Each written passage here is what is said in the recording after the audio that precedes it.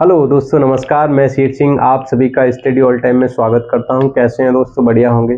दोस्तों, आज हमारी है कंपाउंड इंटरेस्ट की क्लास, जिसमें हमारी 3 क्लास और हो चुकी हैं इसमें, और उसी में हमारी ये चौथी क्लास है, जिसमें हमने पीछे भी बहुत अच्छे क्वेश्चंस किए थे और आज भी हम उसी तरह के क्वेश्चंस इसमें करेंगे।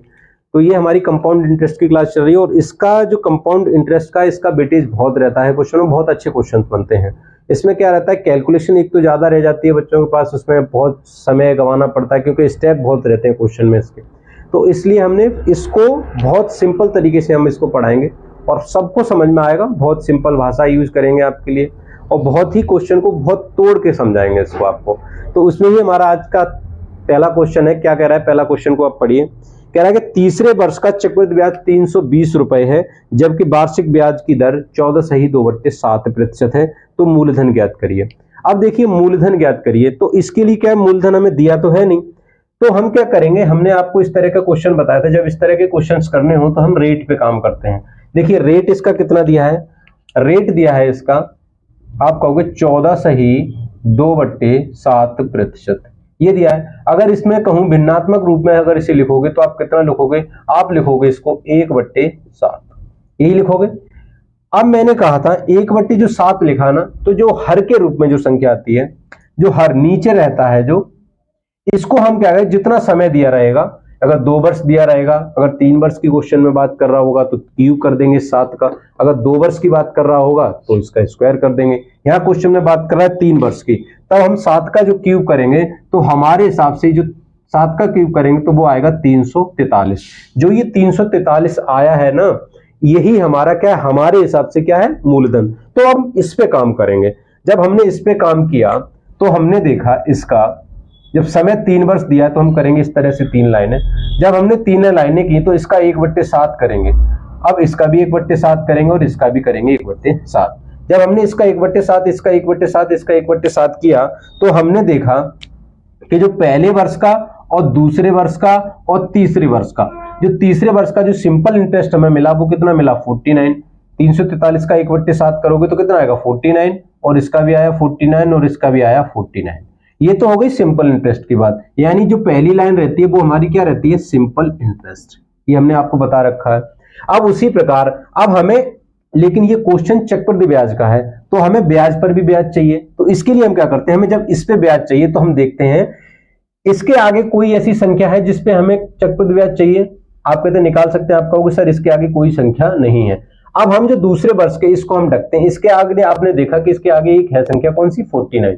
तो इसका जब 1/7 करोगे, जब इसका 1/7 आपने किया तो जिसको हमने ढका है ना, तो उसके नीचे लिखेंगे। अब 49 का 1/7 करोगे तो आप कहोगे सर इसका 7 आएगा। अब उसी प्रकार तीसरे वर्ष को हम ढकेंगे तो इसके आगे 3 ब्याज दिख रहे हैं, 1, 2 और 3। इनका सबका 1/7 करना है। 49 का 1/7 किया तो 1/7 करने के बाद इसका 7 आया, इसका 1/7 किया तो आपने कहा इसका 7 आया, इसका 1/7 किया तो आपने कहा इसका 1 आया।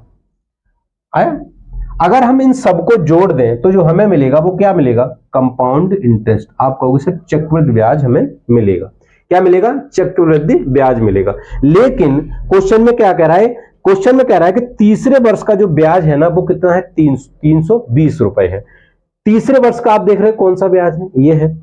तीसरे वर्ष का जो ब्याज है वो कहोगे सर आप ये है। ये कितना है? आप कहोगे सर 49 और 7 and 7 and 1। तो आप देखिए 14 और 1 15, 15 और 49 कितना हो गया आपका? 15 और 49 हो गया आपका 64। कितना हो गया? 15 और 49 कितना हो गया? 64। वो कह रहा है कि तीसरे वर्ष का ब्याज कितना हुआ? 64। लेकिन क्वेश्चन में कह रहा है 64 नहीं है, वो कितना है? 320। आप कहोगे क्वेश्चन में है जो वो कितना है? 320 रुपए। कितना है? 320 रुपए। अब ये देखिए 64 के कितने गुणा पे बैठा है? आप कहोगे सर ये गुणा पे बैठा है 5 के। जब ये 5 के गुणा पे बैठा है तो हम कहेंगे सर इसको भी 5 के गुणा पे बिठा देंगे। जब इसको हम 5 के गुणा पे बिठाएंगे तो आप देखिए 5 के जब इसमें गुणा करेंगे तो कितना आएगा? तो 5 का 3 में 5 3 15 और 1 बचा, 5 चौक 20 और 1 21 और 5 3 15 और 2 कितना हो गया? 17। तो कितना आ गया? 1715। देखिए 5 3 15, 5 1 बचा, 5 चौक 20 और 1 21, 2 बचा, 5 3 15 और 2 17। यही हमारा क्या है? आंसर। तो इसमें मूलधन ही पूछा है तो मूलधन कितना आ गया? 1715 रुपए। ये था हमारा पहला क्वेश्चन। आया होगा समझ में। इसमें क्या है, हम सबसे पहले इस पे काम करते हैं, 1/7 लिखा, इसका हमने क्यूब किया 343, इसका 1/1/7 किया, तो तीसरे वर्ष का जो ब्याज निकला वो कितना आया 64 हमारे हिसाब से। लेकिन क्वेश्चन में कह रहा है वो 320 है, तो हमने गुणा किया 5 का यहाँ, तो यहाँ भी करना पड़ेगा 5 का। अगर वो कहता है यहाँ 64 है तो यहाँ भी नहीं करते छेड़खानी, तो जितना यहाँ दिया था वही होता। लेकिन इसमें बोला कि 5 का गुणा करने पर आ रहा है, तो हमारा मूलधन में भी 5 का गुणा हो जाएगा, तो कितना आएगा 1715। नोट करिए, लिखते हैं अगला क्वेश्चन। अगला क्वेश्चन है, पढ़िएगा आपसे, इसको मैं तब तक रफ करता हूं।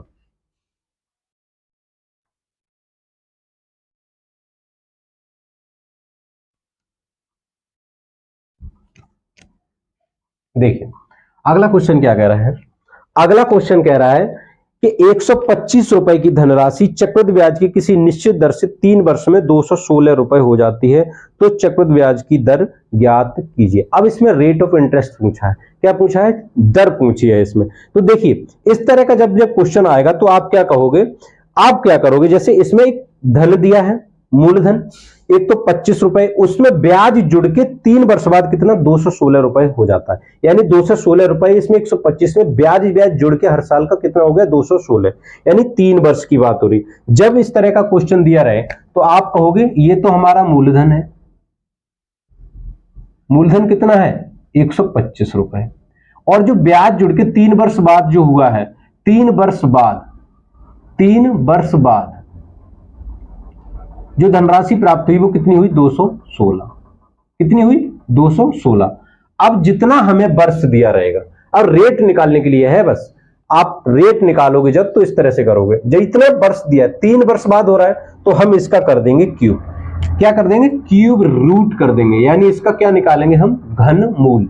जब इसका घनमूल निकाला तो आप देखोगे ये 5 का 125 का घनमूल कितना है 5, क्योंकि 5 का क्यूब होता है 125। अब ये 216 किसका होता है 6 का क्यूब होता है, तो 216 का क्यूब रूट कितना आया 6। अब आप देखिए ये जब ये हमने देखा तो ये क्यूब रूट निकाल लिया ना हमने, तो अब 1 साल पे बात करने लगा। अब ये किस पे, ये पहली साल का निकल के आ गया, यानी अब ये 1 साल पे बात करने लगा। तो पहली साल में क्या हो रहा है कि 5 से हो रही है 6, यानी 5 से जब 6 हो रही है तो 1 बढ़ रहा है, क्या बढ़ रहा है 1 बढ़ रहा है, किस पे बढ़ रहा है, यानी 5 रुपए था 1 बढ़ रहा है, तो प्रतिशत के लिए करेंगे गुणा, कितना रेट ऑफ इंटरेस्ट परसेंट में होता है, तो ये देखिए आप 5 से करोगे इसको 20 बार, तो जो हमारा रेट ऑफ परसेंट आया वो कितना आ गया, आप कहोगे सर 20%, कितना आया 20%। तो जब जब रेट की बात करें ना तो कोई मूलधन अगर ब्याज सहित जुड़ के 3 वर्ष बाद या 2 वर्ष बाद या 6 वर्ष बाद या 8 वर्ष बाद, जितने वर्ष बाद इतना हो रहा होगा, तो जितनी वर्ष होगी उसका ही हम कर देंगे। जैसे 3 वर्ष हो रहा था तो क्यूब रूट, 2 वर्ष हो रहा था तो उसका रूट कर देते। तो 5 से हो रहा है 6, यानी 1 बढ़ रहा है 5 से, 1 बढ़ रहा है 5 से, तो 1 बड़ा 5 पे तो प्रतिशत के लिए गुणा करेंगे 100 का, तो 5 से कटा 20 बार, तो रेट ऑफ इंटरेस्ट कितना आ गया हमारा 20%। यही हमारा क्या है आंसर। आया होगा समझ में। चलिए इसको नोट करिए, लिखते हैं अगला क्वेश्चन।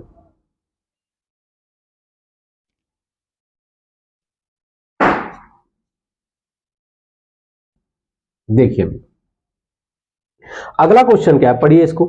अगला क्वेश्चन कह रहा है कि 49 रुपए की धनराशि कृषि चक्रवृद्धि ब्याज की निश्चित दर से 2 वर्ष में 81 रुपए हो जाती है, तो चक्रवृद्धि ब्याज की दर ज्ञात कीजिए। इसमें भी रेट ऑफ इंटरेस्ट पूछा है।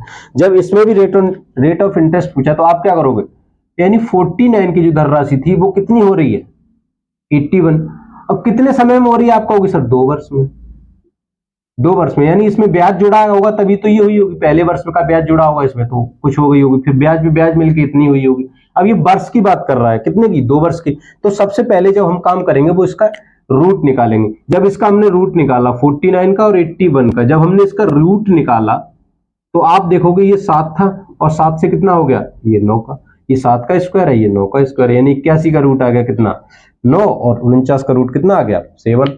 अब आप देखिए अगर पहले वर्ष धनराशि रही होगी 7, तो उस पर 2 ब्याज मिलकर कितने हो गई 9, यानी 7 की धनराशि पे 2 ब्याज मिला, कितना 7 की धनराशि पे कितना ब्याज मिला 2 ब्याज मिला।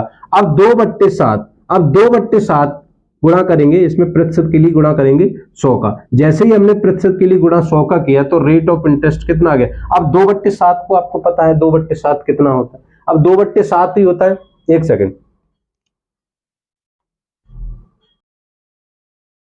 देखिए, देखिए अब 2/7 इंटू 100, अब इसको क्या करेंगे, अब 2/7 का तो हमें पता नहीं कैसे होगा, अब हमें पता है 1/7 का, तो आप क्या करो, रेट ऑफ इंटरेस्ट निकालेंगे 1/7। अब इसको 1/7 का क्या करेंगे, 1/7 तो 2 का गुणा पहले कर दो, इसका निकाल दो 100%।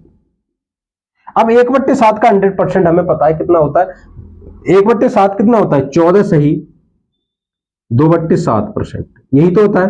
अब इसमें गुणा पहले से ही 2 का है, जब इसमें पहले से ही गुणा 2 का है तो आप क्या करो, इसमें 2 का अंदर गुणा कर दो। जब 2 का अंदर गुणा करोगे तो ये 2 का जब 14 दूनी 28 हो जाएगा, और 2 से कितना हो जाएगा 4, तो 4 ये कितना आ जाएगा, तो ये हमारा आंसर हो जाएगा कितना, 28 सही 4/7%। देखिए आप समझिए इसको एक बार, कह रहे हैं 49 81, तो 2 वर्ष का है, रूट हमने किया तो 7 आ गया 9, यानी 7 पे कितना मिल रहा है 2। अब 2/7 का हमें नहीं याद, तो हमें 1/7 का तो याद है, 1/7 को हम क्या लिखते हैं, 14 सही 2/7%। तो 1/7 को हम लिखते हैं 14 सही 2/7%। 1/7 को क्या लिख सकते हैं, 14 सही 2/7%। अब हमें 2 का अलग गुणा कर लिया हमने, तो 2 को जब बाहर ले लिया तो इसका फिर से गुणा होगा इसमें, तो 14 का 28 बन जाएगा और 2 का बन जाएगा 4, तो 14 28 सही 4/7% इसका आंसर आ जाएगा। नोट करिए इसे, पढ़िए अगला क्वेश्चन, इसको मैं रफ कर रहा हूं।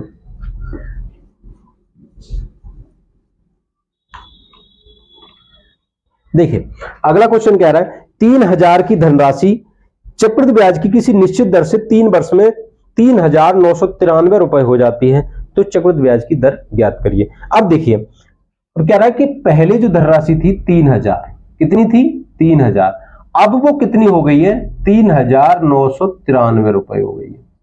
तो अब वो कितने वर्ष में हो रही है, आप कहोगे वो धनराशि कितने 3 वर्ष में हो रही है। तो आप देखो इसका जैसे हमने 3 क्यूब, अगर इसका हम डायरेक्ट क्यूब रूट करें तो क्यूब रूट इसका डायरेक्ट करने पर आप देख रहे हैं इसका निकल नहीं रहा क्यूब रूट। तो हमें इसको पहले क्या करना है, इस संख्या को पहले हमें काट लेना है, जिस संख्या से ये कट सकती है उस संख्या से हम काट लेते हैं।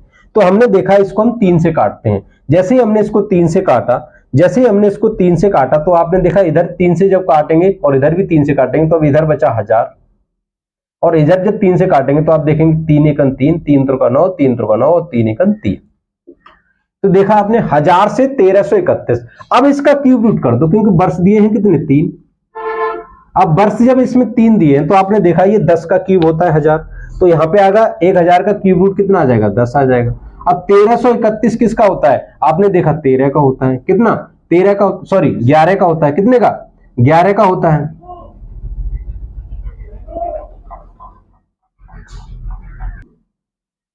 देखिए ये हो गया 10 से 11। अब 10 से 11 हो रहा है, ये हमारा क्या है पहली वर्ष क्या हो रहा।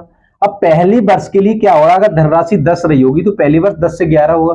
अब रेट ऑफ इंटरेस्ट तो बदलता नहीं है, तो 10 से 11 यानी 1 बढ़ रहा है किस पे 10 पे, 1 बढ़ रहा है किस पे 10 पे, तो 1/10 को हम क्या लिखते हैं 10%। यही हमारा क्या है आंसर है, ये क्या है हमारा आंसर है। देखिए इसको कह रहा है कि 3000 रुपए की धनराशि 3 वर्ष में 3,993 रुपए हो जाती है।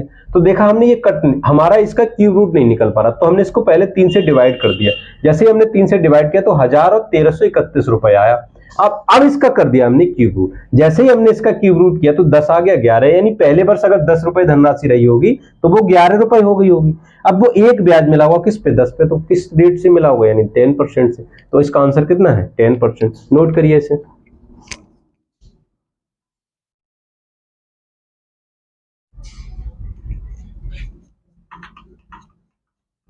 देखिए अगला क्वेश्चन क्या कह रहा है, अगला क्वेश्चन कह रहा है कि कोई धनराशि चक्रवृद्धि ब्याज की किसी निश्चित दर से अपने आप का 5 वर्ष में 3 गुना हो जाती है, तो बताइए कितने वर्ष में अपने आप का 81 गुना हो जाएगी।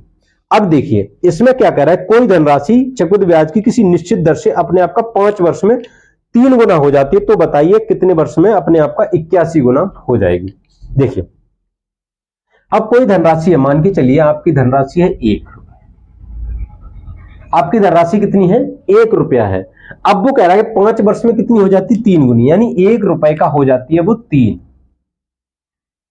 1 रुपए का कितना हो जाती है वो 3 रुपए हो जाती है। अब वो हो कितने वर्ष में जाती है, आप कहोगे सर 5 वर्ष में, कितने वर्ष में 5 वर्ष में। अब ये 1 रुपए की धनराशि 5 वर्ष में कितनी हो जाती है 3 रुपए हो जाती है, तो ये 81 गुना कब हो जाएगी। आपने देखा अगर 3 का फिर से हम 1 गुना 3 गुना कर दें, अगर 3 का ही 3 गुना और कर दें तो ये आप कहोगे 9 हो जाएगी। अब इसका 3 गुना और कर दें तो आप कहोगे सर ये 27 हो जाएगी। अब 27 का फिर से 3 गुना कर दें तो आप कहोगे सर ये 81 हो जाएगी। क्या हमें 81 पूछा है, यानी एक 81 में कन्वर्ट कब हो जाएगी। तो आपने देखा कि एक का 3 गुना किया 3, 3 का 3 गुना किया 9, अब 9 का 3 गुना किया 27, 27 का 3 गुना किया 81। इस तरह का क्वेश्चन आएगा ना तो इस तरह की सीरीज बन रही होगी, इसलिए आप परेशान मत होना कि सर इस तरह की तो अभी बन रहा था 3 के पहाड़े में आ रहा था तो इसलिए 3 का क्यूब करते जा रहे हैं हम। ऐसा नहीं है, ये जब क्वेश्चन आएगा तो ऐसा बनेगा, ठीक है। अगर नहीं आएगा तो उसके लिए भी एक क्वेश्चन है, मैं आगे कराऊंगा उसको। तो आपने देखा 3 गुना कितने वर्ष में हो रहा है, तो आप कहोगे सर ये 5 वर्ष में हो रहा है, तो ये भी 5 वर्ष में, ये भी 5 वर्ष में और ये भी 5 वर्ष में। आप देखो 5 5 5 और 5, आप कहोगे जब 5 और 5 कितना 20 वर्ष, तो कितना 20 वर्ष में ये कितनी हो रही है 1 रुपए की 81 की, यानी 1 रुपए की धनराशि 81 हो जा रही है, वो कितने वर्ष में हो रही है 20 वर्ष में हो रही है, यानी 1 से 3 हो रही है 5 वर्ष में, तो इसका 3 5 वर्ष में, ये भी 3 5 वर्ष में, ये भी 3 5 वर्ष में। तो जो संख्या अगली निकलती जाए ना उसका भी 3 गुना आप करते जाओ। तो जैसे ही आप अगली संख्या का 3 गुना करते गए वो 5 वर्ष बढ़ते गए, तो 5 5 5 5 कितना हो गया 20 वर्ष। ये हमारा था क्वेश्चन। इसको पढ़िए और इसको सॉल्व करिए, इसको समझिए। अगला क्वेश्चन इसी तरह एक और करते हैं, तब तक करिए आप इसको नोट। रफ कर रहा हूं मैं इसे, देखिए पढ़िए अगला क्वेश्चन क्या कह रहा है। अगला क्वेश्चन कह रहा है कोई धनराशि किसी चक्रवृद्धि ब्याज की निश्चित दर से अपने आप का 15 वर्ष में 4 गुना हो जाती है, तो बताइए कितने वर्ष में अपने आप का 256 गुना हो जाएगी। तो देखिए अब वो कह रहा है कि 1 रुपए की धनराशि है, 1 रुपए की धनराशि क्या हो रही है 4 गुना हो रही है। अब 4 गुना हो कितने 15 वर्ष में हो रही है। आप कहोगे 15 वर्ष में हो रही है, कितने में 15 ईयर में, 15 ईयर में हो रही है 4 गुना। अब इसका अब पूछा कितना है 256, तो हमें 256 तक पहुंचना है। अब इसका 4 गुना, 4 का 4 गुना आपको निकाला 16 रुपए, आपने कहा 16, अब 16 का 4 गुना तो कहोगे आप 64। अब मैंने पूछा इसका 4 गुना, तो आपने कहा सर 256।